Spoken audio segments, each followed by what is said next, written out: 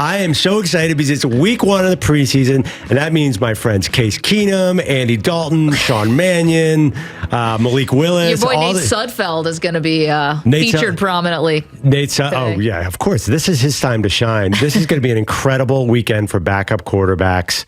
Tomorrow night is the Dalton Keenum show. And the Bills, I'm hearing that Case is dominating the second unit for the Bills. I'm so excited for the Bills. If that means by making awesome videos for social media, that's great. That video of where he pretended to get autographs is probably the one reason. I was already picking the Bills to go to the Super Bowl. Now I'm positive. I might go 17-0. They're the most likable group of people, but that's not my point.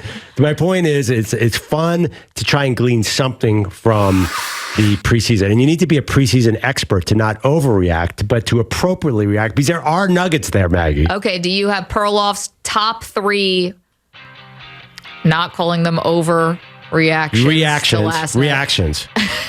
Okay, these are not overreactions. Well, you judge. You could tell me if they're overreactions. Okay. These are my 3 reactions from, there were 2 games last night, Titans-Ravens, Patriots-Giants. Let's start out with the fact that Malik Willis is the truth. Overreaction? No.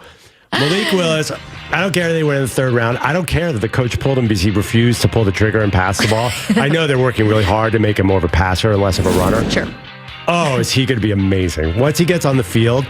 And Maggie, the Titans, they don't have a passing game anyway. A.J. Brown's gone. Treylon Burks is having pretty bad reports throughout training camp. He might turn it around, the rookie out of Arkansas. But this is going to be a run first team, a run second team, and a run third team. Wouldn't having an incredible running quarterback make some success, make some sense there? I feel like Malik Willis has a chance to play over Ryan Tannehill at some point. Well, after watching Malik last night, the dude is definitely not Ryan Tannehill, and I understand why Tannehill might have been a little nervous, because he's just so different and exciting. He makes some really funky throws. It's like he's a junk pitcher sometimes. You know who else does that? Sidearm? 2 guys who do that. Lamar Jackson and Patrick Mahomes. Patrick Mahomes is an ultimate junk baller. All right, I love it. Now you're overreacting. Where do you think Malik learned to do that from watching Patrick Mahomes? That's what the young kids are doing these days. No-look passes. Yeah, and Stafford even with no-look passes. Okay, as a Titans fan, are you excited enough? Because let's face it, you don't want Ryan Tannehill. Nobody's excited about Ryan Tannehill. After the playoff game, I think people are kind of down on Tannehill. Yeah, so you see this guy who's breaking tackles all over the place, getting in the end zone last night. I think it's interesting. I think it's something to put on the back burner, but something to watch if the Titans struggle. You're right. It's just so funny because some teams like their backup quarterback to be just like their starter, so that if the starter gets hurt, a guy comes in who's basically got the same skill set. You can run the same plays. Other teams like a backup who's totally different from your starter, so that if the starter goes down, the backup comes in and totally throws off the other team and their defense. Yeah. And I can clearly see what the Titans were doing. Yeah. By the way, I like a change of pace. I'm a big change of pace with your backup because I've seen defenses get confused a million times. Okay, second takeaway. Once again, not an overreaction, just a reaction. Everyone's talking about the Ravens winning 21 straight preseason games. Yeah. That's a big deal.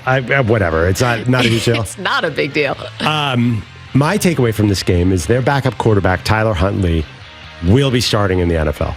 He's too good. He's too good to sit there behind Lamar Jackson. I thought this last year. I know he didn't win a lot of games. He came in a lot for Lamar.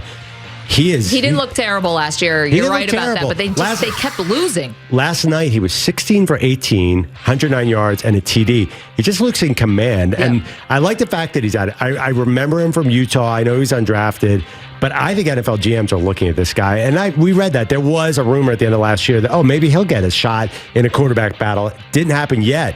But I just love, he's one of my preseason heroes. Well, did he not because he was under contract, right? Well, that's a good point. Yeah, right. Like, I think that if he had been a free agent this year, I believe I'm right about that. Yeah. Maybe he would have gotten some looks because you're right. He did fill in pretty admirably for Lamar, even though they kept losing games. Okay.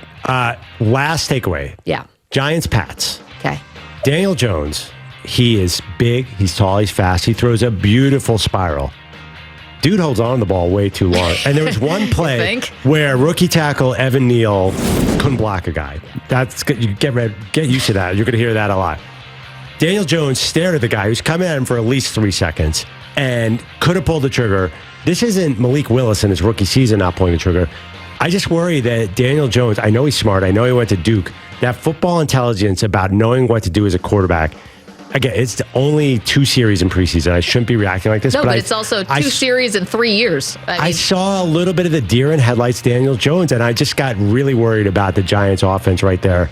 I'm not going to give up on him after one preseason game, and he throws a beautiful pass. He does. Kenny Golladay dropped a touch, and he's a big disaster. There's a lot to like there, but whatever that thing is missing with Daniel Jones, a quarterback you watch a lot, Yep. feels like it's going to still be there even with a new coach and Brian Dable. Yeah, the internal clock. Yes. It's not catching up. How could he be so smart? Go to Duke. You know how hard it is to get into Duke?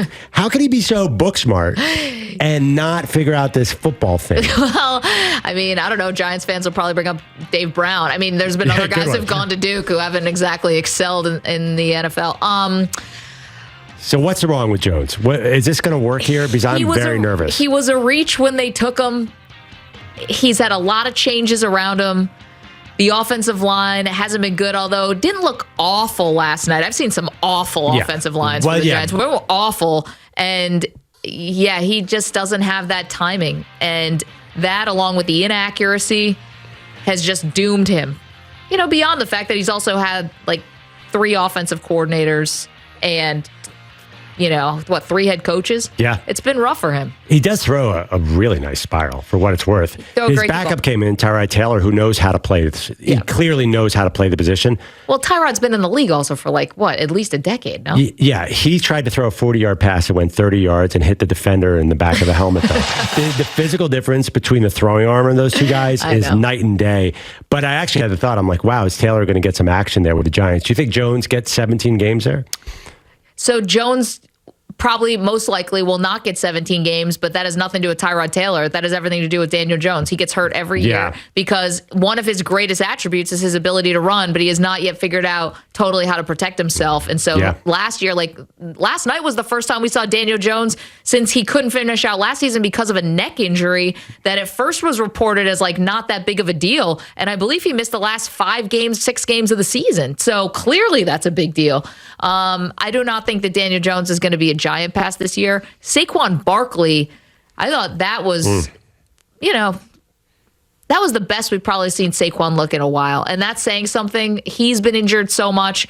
I don't know if either guy's actually going to be on the Giants next year. They didn't pick up either of their options. Yeah, they did pick up Barkley's. He's in his last year. They did not pick up Daniel Jones's option. And to be fair, they are still pretty young in some key spots on the offensive line. So it doesn't feel like they've really built an overall winner around Daniel Jones. No, not like Tua in Miami. Nothing like that at all. They're not going for it like that. This is a rebuild. But you're right about also Kenny Golladay. Can you imagine? The Giants gave him, wait for it, $50 million guaranteed. The guy had 0 touchdowns last year and dropped a third down play in the red zone in a preseason game against the Patriots nobodies. Yowza. Yeah, I think the key is that Kadarius Toney gets on the field and is a superstar. That's the best thing Brian Dable might have going. Or that Brian Dable's just a genius. That's the other option. It's going to take, I think this is a 2 or 3 year process. And unfortunately for Jones, there's no way he has 2 or 3 years. No, this is it.